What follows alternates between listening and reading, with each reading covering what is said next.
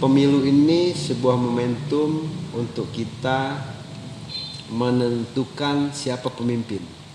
Siapa pemimpin kita, baik itu di legislatif, presiden, wakil presiden maupun DPD RI. Maka dari itu, pergunakan hak pilih kita dalam pemilu di tahun 2024.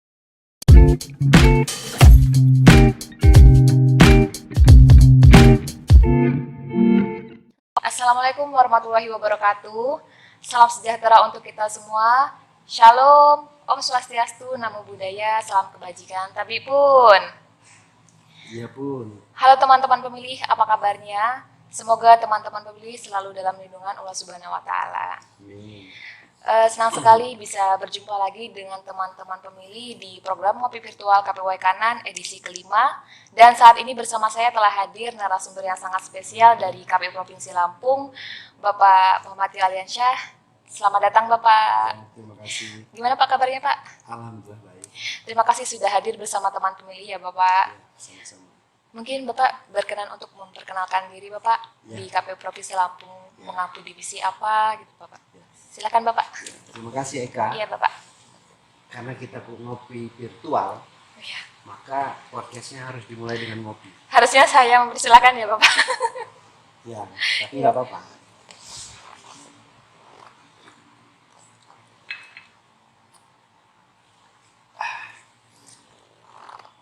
Kopi Waikanan ini memang paling top. Karena rasanya itu khas banget gitu ya. Iya. Dan umumnya dari Banjit ya. Dari Blambangan juga ada Pak. Dari Blambangan juga ada ya. Kopinya enak. Mudah-mudahan acara ngopi virtualnya juga selalu enak dan disenangi oleh para pemilih ya. Amin. Baik, saya memperkenalkan diri. Nama saya Muhammad Aliansyah. Saya sebagai Ketua Divisi Hukum dan Pengawasan KPU Provinsi Lampung. Dan kebetulan saya berada di Waikanan ini sebagai koordinator wilayah untuk KPU Kabupaten Waikanan.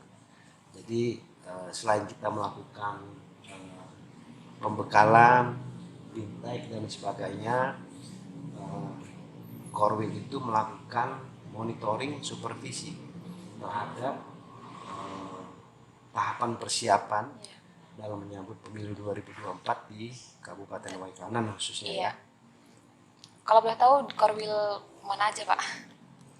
Sekarang ini saya Korwil Kabupaten Lampung Utara, Waikanan dan Lampung Barat. Maka saya tadi pagi dari Lampung Utara mengisi kegiatan pembekalan, penyuluhan produk-produk hukum dan pembentukan keputusan KPU Kabupaten Kota. Hari ini sore ini di Waikanan, kemudian besok ada acara materi di Waikanan, kemudian sorenya saya ke Lampung Barat. Jadi sekalian. Berarti sekalian Pak di ujung. Memang Pak bagiannya ujung ya Pak? Sekalian muter 3 kabupaten. Iya. Tadi berarti dari Lampung Utara, iya, kemudian sore ke Waikanan, besok langsung ke Lampung Barat ya Pak? Lampung Barat besok insya Allah. Kalau boleh tahu nih Pak, di KPU Provinsi Lampung dari kapan sih Pak? Saya di KPU Provinsi Lampung ini sejak tahun 2014. 2014 sudah Ya. 8 tahun ya Pak? Iya, 8 tahun. Jadi di KPU Kabupaten Lampung Utara saya sejak 2003. Oh, memang sekarang Lampung Utara. Iya, sampai 2014. Jadi di Lampung Utara 2 periode, di Provinsi Lampung ini yang periode kedua. Gitu. Alhamdulillah Pak, karirnya lama banget. Iya, lama. Iya. Memang cukup lama. Bahkan saya 99 saya menjadi Panwas Kabupaten di Lampung Utara. Iya. Pemilu pertama era reformasi itu saya di Panwas Kabupaten. Tahun 99 sudah jadi Panwas ya Pak? Ya, saya baru umur 2 tahun deh. Baru 2 tahun? Iya. Bapak sudah melejit kemana-mana. Alhamdulillah. Iya. Memang dari dulu emang divisi hukum ya Pak? Di provinsi ya. Di provinsi memang provinsi saya di hukum dan pengawasan. Iya. Karena apa? Kebetulan saya sarjana hukum, magister hukum, jadi teman-teman mengamanahkan saya tetap di divisi hukum dan pengawasan. Iya. Sebelumnya kami dari tim Ngopi Virtual KPW Kanan mengucapkan selamat kepada Bapak Tio karena terpilih sebagai salah satu pimpinan Dewan Kehormatan Penyelenggara Pemilu Republik Indonesia atau yang sering kita sebut DKPP. Suatu kebanggaan bagi sama-sama Bapak. Suatu kebanggaan bagi kami Bapak sebagai DKPP, khususnya untuk penyelenggara pemilu di KPU Provinsi Lampung ini Bapak. Seperti kepada narasumber yang sebelumnya Pak, demi kemajuan dan kebaikan KPW Kanan, boleh nggak sih Pak mendengar pendapat Bapak tentang Ngopi Virtual KPW Kanan ini? Pertama, saya sangat mengapresiasi ya acara ataupun kegiatan yang digagas oleh KPU Kabupaten Waikanan terhadap pelaksanaan kegiatan podcast yang dilakukan secara berkelanjutan dan terus-menerus, karena ini sangat penting dalam rangka mensiarkan segala informasi tahapan penyelenggaraan pemilu di Kabupaten Waikanan. Dan cara-cara seperti ini tentunya ini kan tidak bikin bosan. Iya Pak, betul. Pemilih pemula di Kabupaten Waikanan ini pasti sangat banyak ya. Sangat banyak. Kemudian juga orang hari ini kan lebih banyak melihatnya itu melalui media sosial. Betul Bapak. Kemudian melalui YouTube, IG, Twitter, termasuk juga TikTok ya. Iya, sekarang lagi TikTok lagi viral semua Pak. Semuanya itu. Dan ini memang sangat efektif dan produktif.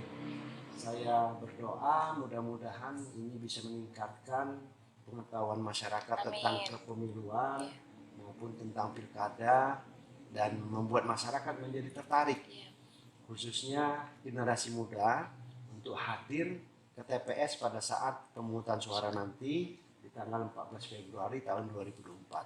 Jadi saya sangat mengapresiasi dan merasa bangga untuk bisa bertemu dengan teman-teman pemilih di Kabupaten Waikanan. Terima kasih Bapak atas pendapatnya. Ya tentunya ini adalah hasil kerja keras dari tim KPU Waikanan sehingga podcast ini bisa berjalan sampai saat ini Bapak. Ya.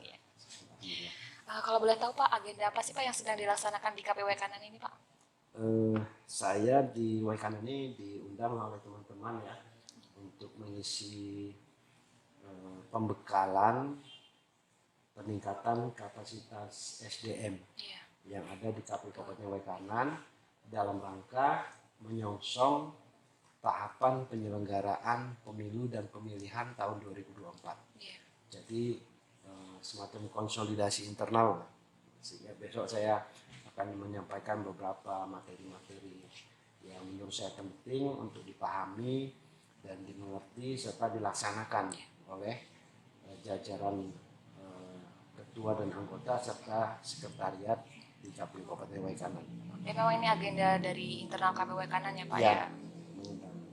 Tapi secara kebetulan memang saya langsung Utara, Waikanan, langsung Lampung Barat. Kebetulan bisa menjadi narasumber di podcast kita ya Pak ya? Sepertinya ini yang membuat saya menjadi semangat untuk Waikanan. Luar biasa. Untuk hadir di podcastnya ini. Makasih ya Bapak. Sama-sama. Nah, berbicara tentang pemilu Pak, ini kan sebentar lagi kan menjelang pemilu 2024. Bagaimana sih Pak persiapan KPU Provinsi dan 15 KPU Kabupaten di Provinsi Lampung ini Pak? Ya, alhamdulillah kita sangat optimis terkait dengan kesiapan kita dalam menyongsong pemilu tahun 2024. Beberapa hal sudah kita lakukan. Yang pertama, penataan organisasi di seluruh satker yang ada di Provinsi Lampung, kemudian penyediaan prasarana yang ada di kantor baik di provinsi maupun di 15 kabupaten kota, kemudian penataan struktur organisasi juga yang sudah diatur di dalam peraturan KPU, baik itu KPU 8 tahun 2019 tentang tata kerja maupun PKPU 14 tahun 2020 tentang SOTK. Ini semua sudah kita laksanakan sehingga pada saat ini memasuki tahapan kita sudah mulai. Selain secara internal kita juga meningkatkan kapasitas SDM kita dengan membahas aturan-aturan yang sudah diterbitkan oleh KPU Republik Indonesia, baik itu aturan sebelumnya maupun aturan-aturan yang terbaru seperti PKPU 3 tahun 2022 dan PKPU 4 tahun 2022 yang baru saja diterbitkan oleh Kemenkumham, baru saja diundangkan. Ya, berarti Itu kita sudah kita persiapkan semua dan kita sudah pelajari semua, sehingga insya Allah ini akan menjadi modal dan bekal kita ya untuk melaksanakan atau menyelenggarakan tahapan ini dengan menggunakan asas-asas pemilu yang sudah diatur dalam peraturan perundang-undangan. ya, amin Bapak. Semoga berarti udah siap banget ya Pak untuk menghadapi Siap. pemilu 2024 ini Ya, ya Pak. siap itu. Harus siap ya Pak. Siap. Nah, sejauh ini Pak, bagaimana sih Pak antusias partai politik calon peserta pemilu sendiri itu Pak? Ya kalau di Provinsi Lampung itu sudah ada beberapa partai-partai yang hadir, baik itu hadir untuk beraudiensi kepada kita di KPU Provinsi Lampung maupun hadir untuk menyerahkan SK kepengurusan. Sudah mulai ya Pak? Sudah mulai. Jadi itu dari 2021 kita sudah mulai menerima audiensi beberapa partai politik baru ya, dan juga beberapa partai politik yang memang memenuhi parliamentary threshold itu sudah hadir ke KPU Provinsi Lampung. Tapi hanya sekedar audiensi ya Pak? Ya, audiensi. Karena proses pendaftaran partai politik itu kan ada di KPU Republik Indonesia. Oh, ya berarti daftarnya di KPU RI ya Pak ya? Ya. Jadi tugas kita di provinsi nanti melakukan verifikasi faktual terhadap administrasi keberadaan kantor maupun kepengurusan di level provinsi. Di kabupaten juga seperti itu, melakukan verifikasi faktual terhadap keberadaan kantor partai politik dan kepengurusannya, kemudian juga melakukan verifikasi faktual terhadap keanggotaan partai politik. Jadi verifikasi faktual aja Pak di provinsi dan kabupaten itu? Iya, tetapi di kabupaten ada verifikasi faktual keanggotaan. Gitu. Karena syarat untuk mendirikan partai politik ini kan untuk menjadi peserta pemilu ya, dia harus memiliki 100% kepengurusan di tingkat provinsi yang ada di Republik Indonesia. Ada 34 provinsi. Kemudian dia harus memenuhi kepengurusan itu 75% dari jumlah kabupaten kota yang ada di provinsi setempat. Seperti Lampung, itu minimal ada 11 kabupaten kota kepengurusan partai politik. Harus ada pengurus harus ada di 11 kabupaten itu Pak? Nah, di tingkat kecamatan 50% dari jumlah kecamatan yang ada di kabupaten kota. Kalau di Kanan ini ada 15 kecamatan, maka minimal harus ada 8 kecamatan tingkat kepengurusan yang sudah ada. Selain itu apa sih Pak secara umum persyaratan partai politik calon peserta pemilu ini Pak? Ya, dia harus memiliki kepengurusan yang seperti saya sampaikan tadi. Kemudian yang paling utama terdaftar di Kemenkumham. Ya, jadi ada pendirian partainya itu sudah terdaftar di Kemenkumham. Berdasarkan surat keputusan Kemenkumham itu dasar untuk menyerahkan pendaftaran kepada KPU RI untuk menjadi peserta pemilu.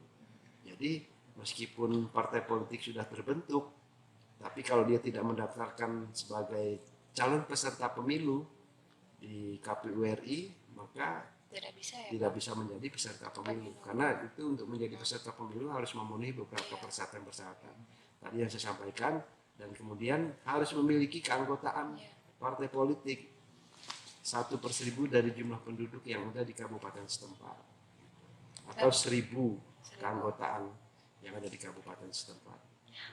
Memang peserta pemilu itu siapa saja sih Pak?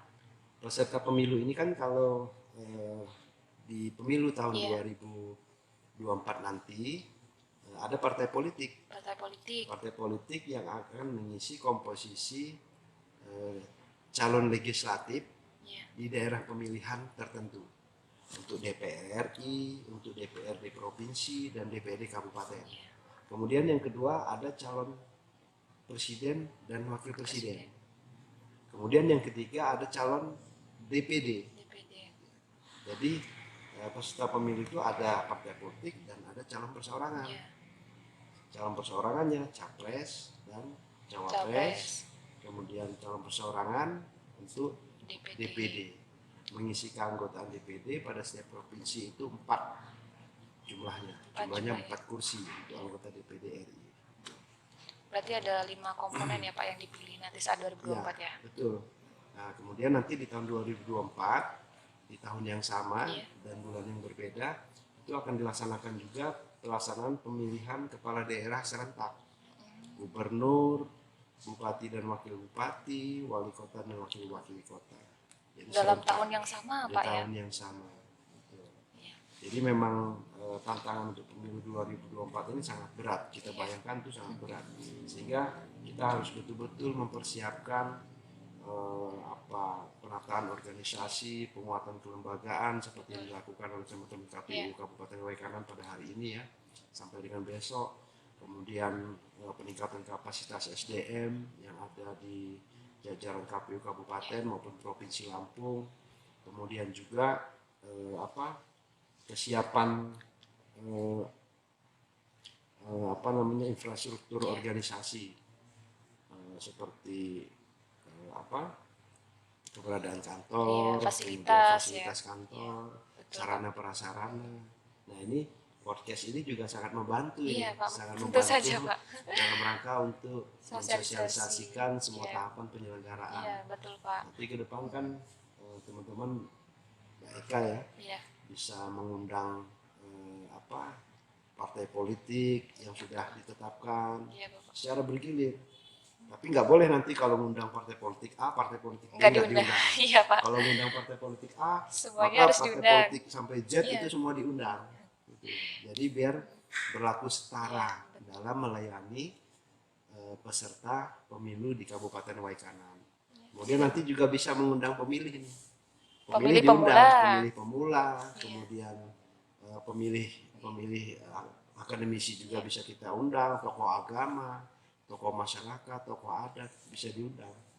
Sehingga semua komponen masyarakat Kabupaten Waikanan ini terlibat dalam pelaksanaan pemilu. Karena suksesnya pemilu di Kabupaten Waikanan ini tidak hanya kepada KPU saja, tapi harus semua komponen terlibat bahu-membahu, kemudian bersama-sama, kemudian menjaga situasi aman dan kondusif, termasuk juga nanti Forkompimda juga bisa diundang, termasuk juga nanti mahasiswa juga bisa diundang gitu, secara begini. Saya sangat salut ini acara ini. Apalagi podcast ini kan ini ya Pak ya, sekarang lagi viral gitu ya Pak. Apa-apa sekarang artis pun apapun podcast ya Pak. Sekarang karena daya tarik membaca masyarakat itu agak kurang ya Pak ya. Semoga kan podcast ini kan nonton visual ya Pak. Semoga masyarakat bisa tertarik nonton gitu kan. Kalau dengan podcast seperti ini kan tidak bosan ya, pemilih kita juga tidak bosan. Kan mudah-mudahan ya, nanti Pak, ya? naik terus. Ya, amin. Penontonnya, subscribe-nya ramai, yang like-nya juga banyak nanti kan. Mudah-mudahan seperti itu. Apalagi nanti kalau PPKPP sudah terbentuk, informasi bisa dilakukan melalui podcast. Betul, Pak. Cukup ayo nonton podcast Ketua KPU, Ketua Divisi Parmas, Ketua Divisi Hukum. Semua informasi bisa diserap di situ. Lebih efektif ya Bapak ya. Efektif. Betul. Nah kan pada pemilu tahun 2024 kan pelaksanaannya masih mendasari Undang-Undang Nomor 7 Tahun 2017 ya Bapak. Iya betul. Ya, berarti sistem yang digunakan masih sama ya Pak, seperti sama.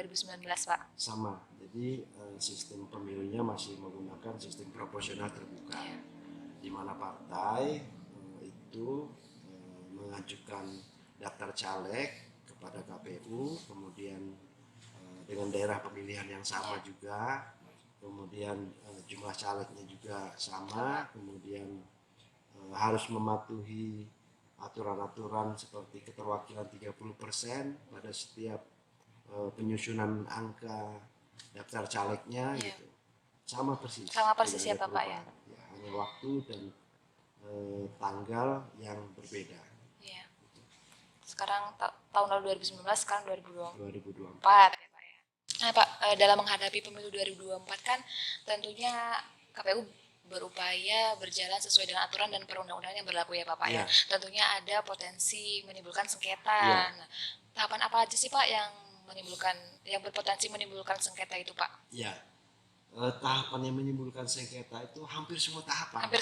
Ya, termasuk nanti pendaftaran partai politik. Itu potensi sengketanya besar. Misalnya teman-teman KPU Kabupaten melakukan verifikasi faktual terhadap keberadaan partai dan kepengurusan, ternyata tidak memenuhi. Kemudian ada masa perbaikan, kemudian tetap tidak Tidak memenuhi. memenuhi. Kemudian Provinsi Lampung misalnya tidak memenuhi juga salah satu Iya. partai. Kemudian secara kumulatif akhirnya KPU RI menyatakan partai ini tidak memenuhi syarat untuk menjadi peserta pemilu. Itu potensi sengketa. Kemudian tahapan lainnya, tahapan pendaftaran caleg. Ini juga potensi untuk adanya sengketa. Iya. Apa itu Pak? Misalnya ada beberapa caleg yang kita anggap tidak memenuhi syarat, kemudian dia melakukan gugatan sengketa ke Bawaslu, kemudian melakukan upaya upaya lain melalui melaporkan ke DKPP karena kinerja KPU-nya dianggap tidak profesional atau tidak netral atau independen gitu. Kemudian tahapan pelaksanaan pemungutan dan penghitungan suara itu juga berpotensi. Sangat besar, ya, jadi kelihatannya hampir semua tahapan itu berpotensi untuk sengketa. Dan sengketa di dalam setiap penyelenggaraan pemilu itu sengketa administrasi. Paling utama ya Pak? Paling sengketa itu sengketa administrasi yang terjadi di semua tahapan. Saya selalu bilang ke teman-teman, kita jangan khawatir menghadapi sengketa. Sepanjang kita menjalankan aturan-aturan itu dengan baik dan benar. Betul Bapak. Jadi ketika itu bersengketa, ya silakan. Memang jalurnya penyelesaian sengketa itu ada di ada di Bawaslu. Kemudian penyelesaian sengketa itu juga ada di Petun kalau dia terkait dengan gugatan partai tidak lolos dalam proses verifikasi dan tidak menjadi peserta pemilu. Kemudian nanti tahapan sengketa lain itu bisa juga di Mahkamah Konstitusi terkait dengan perolehan hasil. Kita nggak ada masalah. Memang itu jalurnya untuk mencari keadilan. Kalau dianggap memang tidak sesuai dengan harapan, kita akan hadapi. Tetapi kita sebagai penyelenggara harus berusaha semaksimal mungkin untuk menekan potensi sengketa pada setiap tahapan.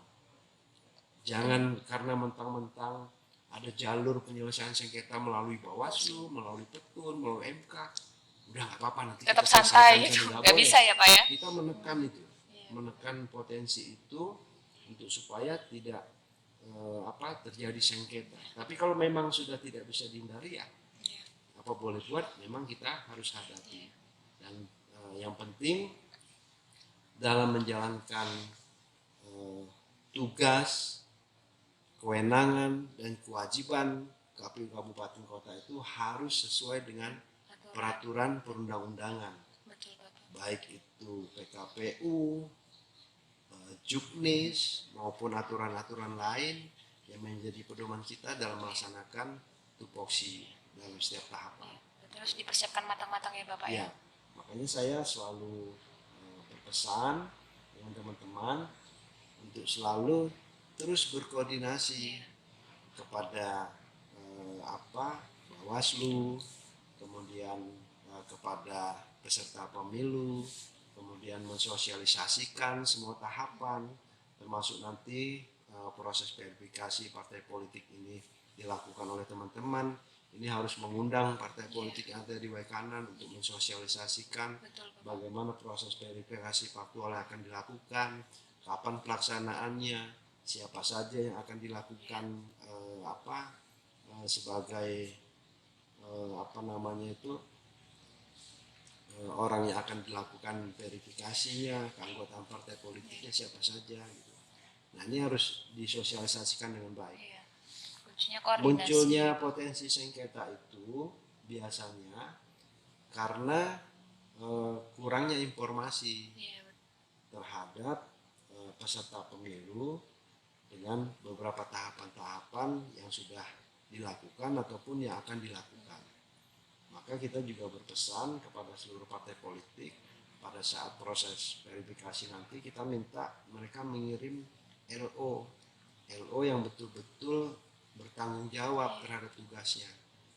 Salah satunya adalah perubahan di PKPU 4 itu LO itu harus anggota partai politik, bukan orang yang dari luar partai, kemudian dibayar ataupun ditugaskan untuk mengurusi proses pendaftaran, verifikasi parpol hingga selesai. sehingga dia tidak memiliki tanggung jawab moral terhadap partainya. Nah, harapan kita itu orang partai memiliki tanggung jawab, kemudian profesional dan paham IT. Itu yang paling penting juga, paham IT. Nah kan produk-produk hukum yang dikeluarkan KPU kan belum tentu semua pihak menerima ya Bapak ya, atau tidak sesuai dengan keinginan pihak tertentu. Nah bagaimana sih Pak KPU itu menanggapi hal yang seperti itu Pak? Ya, produk-produk yang kita keluarkan itu kan tentu berdasarkan hasil rapat pleno ya. Iya, betul. Dan ada yang dilakukan pleno secara terbuka, ada yang dilakukan pleno secara tertutup. Nah, pleno secara terbuka ini biasanya terkait dengan proses rekapitulasi. Terkait proses rekapitulasi hasil, kita lakukan secara transparan, kita lakukan secara terbuka, dan memenuhi aturan-aturan yang diatur dalam tata cara proses rekapitulasi, termasuk juga tata cara pemungutan dan penghitungan suara. Jadi proses penghitungan suara juga harus terbuka nanti. Kemudian pada saat penetapan, misalnya penetapan caleg itu juga harus secara terbuka. Kemudian dalam setiap tahapan itu selalu dihadiri oleh perwakilan partai politik untuk menetapkan caleg sebagai calon anggota legislatif di daerah pemilihan tertentu, itu harus dihadiri oleh partai politik, ya partai politik. Kemudian jangan tertutup. Makanya pada proses-proses ini nanti, baik ini proses verifikasi partai politik, kemudian pada saat pendaftaran caleg, kemudian pada masa kampanye, kemudian pada saat pemungutan penghitungan suara, ini KPU nanti ada helpdesk. Jadi helpdesk inilah yang menyampaikan segala informasi terkait semua tahapan. Helpdesk terkait dengan sekarang ini nanti kan verifikasi partai politik di kabupaten, nanti harus ada helpdesk sehingga partai itu bisa berkomunikasi kapan saja. Kemudian bisa berkomunikasi secara langsung maupun komunikasi melalui handphone ataupun melalui WA atau melalui email, dan semua harus terdokumentasi dengan baik. Sehingga ketika nanti muncul sengketa, kita memiliki bukti-bukti bahwa semua proses sosialisasi, bimbingan teknis dan sebagainya pernah kita lakukan kepada partai politik calon peserta pemilu. Berarti tidak bisa ya Pak, misalkan partai politik ada yang tidak menerima gitu, kita punya buktinya gitu ya Pak ya? Iya, termasuk juga nanti misalnya kita mengundang BIMTEK atau sosialisasi kepada partai politik, itu harus dibuktikan bahwa kita memang sudah menyampaikan surat undangan dengan tanda terima yang kita simpan. Jadi kalau ada partai atau calon peserta pemilu protes, kok saya nggak diundang, kita punya bukti, kita sudah antarkan Pak undangannya ke kantor, tapi Bapak nggak ada, yang menerimanya kebetulan penjaga kantor, ini tanda buktinya. Gitu. Ini Pak, pertanyaan umum ya Pak ya. Mungkin teman-teman pemilih belum mengetahui Pak, siapa saja sih penyelenggara pemilu ini Pak? Penyelenggara pemilu ini ada 3 penyelenggara pemilu. Ada namanya KPU Republik Indonesia, ada Bawaslu Republik Indonesia, ada DKPP Republik Indonesia. KPU ini ada jajaran sampai ke tingkat kabupaten. Ada KPU provinsi, ada KPU kabupaten. Semua bersifat definitif dan tetap. Nah, kemudian nanti KPU kabupaten membentuk PPK dan PPS. Kemudian nanti PPS membentuk KPPS. Nah, inilah penyelenggara pemilu sampai jajaran tingkat TPS. Secara umum perbedaannya apa tuh Pak? Nah, kalau Bawaslu, dari peran dan fungsinya. Ya, kalau Bawaslu, kalau KPU menyelenggarakan semua tahapan pemilu. Ada 3 yang dilakukan KPU: tugas, kewenangan, dan kewajiban. Itu 3 itu. Itu kalau dijabarkan panjang. Kemudian ada Bawaslu. Bawaslu ini jajarannya juga definitif sampai tingkat kabupaten. Ada Bawaslu provinsi, ada Bawaslu kabupaten kota. Nah, nanti Bawaslu akan membentuk Panwascam. Kemudian nanti di bawah Panwascam mereka membentuk PPL di tingkat desa. Kemudian nanti di tingkat TPS mereka akan membentuk pengawas TPS. sesuai dengan jumlah TPS yang ada di kabupaten atau daerah pemilihan setempat. Nah, kemudian ada di KPPRI. Di KPPRI ini hanya ada di Jakarta, hanya aja di pusat. Di provinsi dan di provinsi DKPPRI itu membentuk tim pemeriksa daerah. Tim pemeriksa daerah di tingkat provinsi itu terdiri dari unsur KPU provinsi 1 orang, unsur Bawaslu provinsi 1 orang, dan 2 orang tokoh masyarakat. Oh, berarti dari KPU provinsi itu 4, dan masa jabatannya itu terbatas maksimal 2 tahun.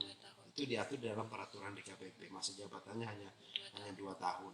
Nah, untuk komposisi jumlahnya, kalau di KPU RI itu ada 7 orang anggota KPU. Di Bawaslu RI itu ada 5 orang.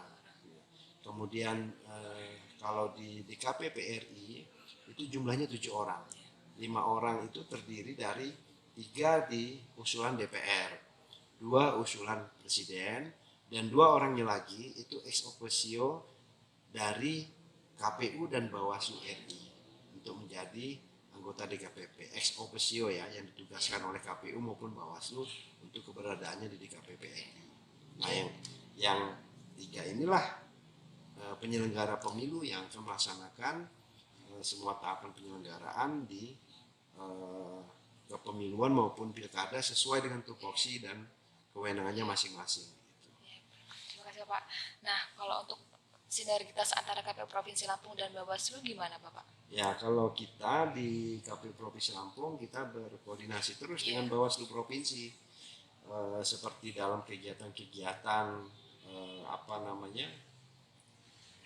rapat koordinasi, kemudian kegiatan-kegiatan misalnya kita melakukan BIMTEK, kita mengundang Bawaslu untuk salah satu pematerinya. Selalu ya Pak ya Bawaslu. Selalu. Kemudian Bawaslu melakukan BIMTEK terhadap jajaran Bawaslu Kabupaten, kita juga menjadi pematerinya. Kemudian kita juga dalam waktu dekat nih kita akan mengundang Bawaslu Provinsi ini untuk melakukan FGD terkait dengan kesiapan kita dalam menghadapi proses verifikasi faktual terhadap keberadaan kepengurusan dan kantor serta keanggotaan partai politik di tingkat kabupaten kota. Nah, kita akan undang, minimal kita akan memiliki satu pemahaman yang sama terhadap PKPU 4. Kita juga pengen tahu bagaimana pandangan Bawaslu terkait dengan model pengawasan proses verifikasi ini seperti apa. Kalau memang ada perbawaslunya, kita akan sharing informasi terkait dengan PKPU 4 ataupun perbawaslu tentang pengawasan terhadap pendaftaran dan penetapan partai politik peserta pemilu di tahun 2024. Nah, harapan Bapak apa sih Pak terhadap KPU dan penyelenggara di bawahnya sehingga terbentuk penyelenggara yang berintegritas Pak? Ya, harapan saya semua jajaran KPU ini menjalankan tugasnya secara teliti, detil, fokus, dan hati-hati. Kalau itu sudah dilakukan, insya Allah semua berjalan baik dan lancar. Tapi semua prosesnya itu harus seperti yang diatur di dalam undang-undang, dalam PKPU, dalam Juknis maupun nanti ada penguatan melalui surat edaran KPU RI. Jadi semua harus memahami, mentaati, dan melaksanakan aturan-aturan yang sudah diterbitkan. Di KPU ini kita bekerja itu enak. Kenapa saya katakan enak? Karena semua aturannya Juknis itu jelas. PKPU-nya jelas, tidak jelas di PKPU diatur di Juknis.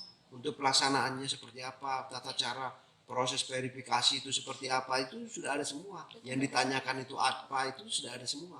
Jadi tinggal menjalankan aja.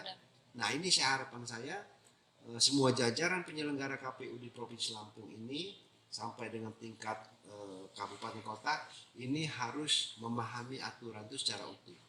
Nah, untuk saling mengisi kekurangan terhadap pemahaman aturan ini, sering-seringlah melakukan rapat koordinasi di internal, minimal seminggu sekali atau seminggu 2 kali, minimal seminggu sekali lah ya, sebaiknya seminggu 2 kali untuk melakukan konsolidasi terhadap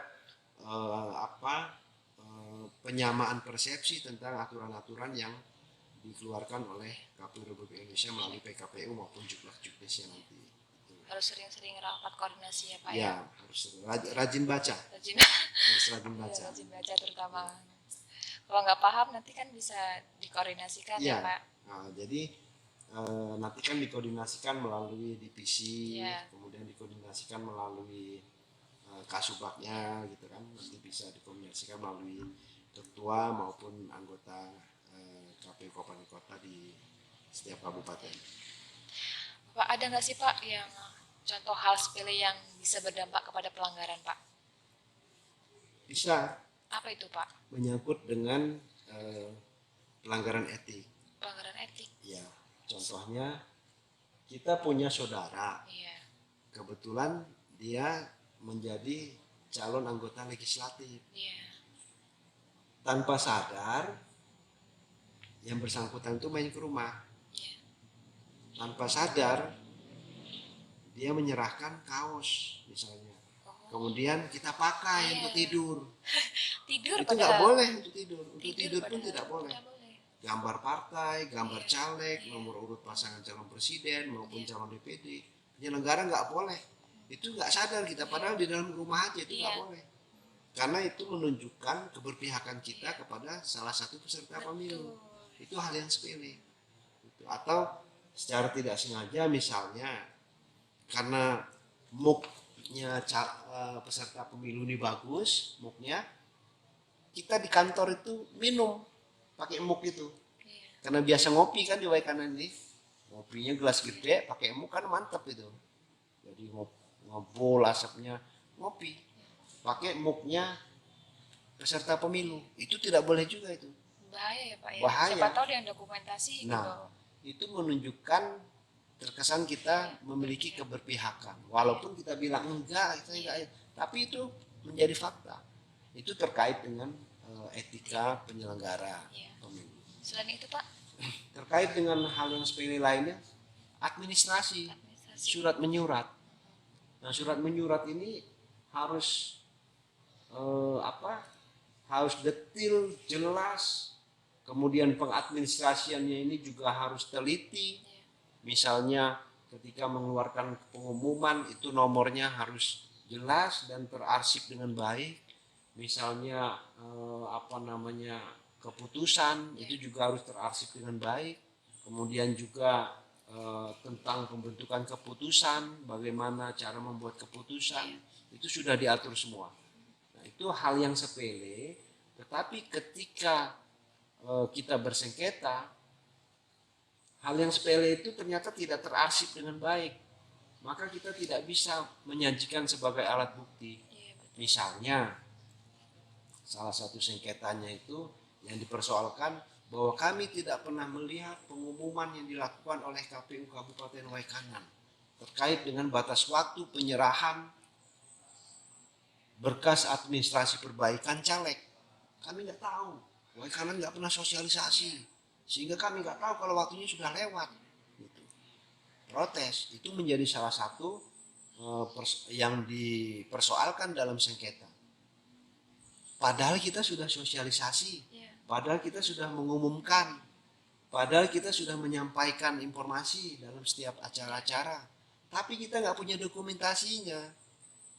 Dokumentasi berupa BIMTEK kita nggak punya, surat waktu kita mengundang partainya kita tidak punya, dokumentasi pengumumannya kita tidak punya, baik itu melalui website KPU Waikanan, baik itu melalui ditempel di kantor, kita nggak punya semua administrasinya, dokumentasinya nggak punya. Apa yang kita mau kita sajikan untuk menjadi alat bukti kita? Ini hal sepele, tetapi ketika kita tidak menganggap ini penting, maka ketika muncul persoalan baru kita sadar, ternyata kita membutuhkan alat bukti. Semuanya kita nggak punya. Bukti pengumumannya mana? Nggak ada di website.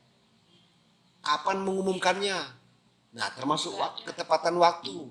Pada saat mengumumkan itu sesuai dengan jadwal tahapan. Misalnya mengumumkannya harus di tanggal 19 misalnya ya. Di tanggal 19 kita harus sudah mengumumkan. Ya, sudah mengumumkan pendaftaran dan lain sebagainya. Tapi kita ngumumkannya di tanggal 23. Udah lewat jauh. Walaupun sebenarnya tanggal 19 itu kita sudah menerima Iya. berkas pendaftaran caleg dari partai itu. Tapi nggak ada, kami nggak pernah dapat informasi. Sehingga pada saat kami menyerahkan sudah tutup. Iya. Tutupnya katanya kemarin, tadi malam pukul 24.00. Kami menyerahkannya tadi pagi. Iya. Kami nggak, nah kan ini jadi masalah. Masalah besar ya Pak ya. Jadi masalah besar. Kita nggak punya aksi, nggak punya dokumentasi, sehingga bisa jadi nanti kita malah dipersoalkan. Karena terkait dengan proses sengketa administrasi, ini juga bisa berimplikasi terhadap proses pelanggaran etika penyelenggara pemilu. Bisa saling berkait. Jadi semua harus teliti, detail, hati-hati dan fokus. Menjalankan semua tahapan dan dengan mematuhi salah satu asas itu tertib. Administrasi aja harus Tertib itu kan benar. maknanya kan luas. Iya. Tertib administrasi, tertib waktu, Iya, betul. kemudian disiplin, gitulah. Kira-kira seperti itu. Nah kalau untuk money politik nih Pak, bagaimana sih Pak semestinya teman pemilih ini menyikapi pelanggaran money politik itu Pak? Ya, di dalam sejak pemilu kemarin maupun pilkada, pasangan calon maupun caleg itu boleh memberikan sesuatu dengan batasan-batasan tertentu. Apa itu Pak batasannya? Misalnya kalau dia pilkada itu tidak boleh memberikan MUK itu harganya tidak boleh melebihi misalnya 60.000. Tidak boleh lebih dari Lebih 60.000. dari harga MUK-nya atau harga souvenir yang disampaikan itu. Dan pemberian barang tidak berupa dalam bentuk uang. Tidak boleh pemberiannya dalam bentuk uang. Harus Itu barang juga Pak. Harus barang. Harus Itu. barang. Topi, Iya. baju, kaos gitu ya. Kemudian payung. Iya. Kemudian ada 9 item terkait dengan alat kampanye ya. Barang kampanye yang boleh disampaikan ke pemilih, tapi tidak boleh dalam bentuk uang dan tidak boleh melampaui dari pembatasan dana kampanye yang sudah disepakati dan ditentukan. Ya, berarti boleh memberi sebagai sarana sosialisasi calon ya Pak ya, Ya, tapi tidak boleh memberi lebih transport, batas. nggak boleh. Iya. Memberi uang kepada ini tidak boleh. Tidak boleh. Ya Bapak, cukup pertanyaannya. Mungkin Bapak boleh minta closing statement atau Ya, pesan-pesan yang akan disampaikan kepada teman pemilih untuk meningkatkan integritas pemilu Pak. Ya, teman pemilih di Kabupaten Lekanan,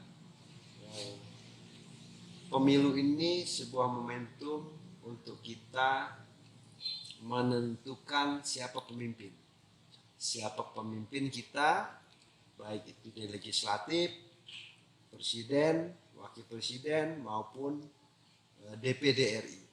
Maka dari itu pergunakan hak pilih kita dalam pemilu di tahun 2024 untuk kemajuan daerah, bangsa, dan negara kita. Terima kasih. Assalamualaikum warahmatullahi wabarakatuh. Terima kasih. Waalaikumsalam warahmatullahi wabarakatuh. Terima kasih kami ucapkan kepada Pak Tio sudah menyampaikan materi. Semoga apa yang disampaikan bisa membawa manfaat kepada teman pemilih. Terima kasih Bapak. Baik teman-teman pemilih, cukup sekian ngopi virtual dari KPU Kanan. Saya akhiri. Wassalamualaikum warahmatullahi wabarakatuh. Waalaikumsalam.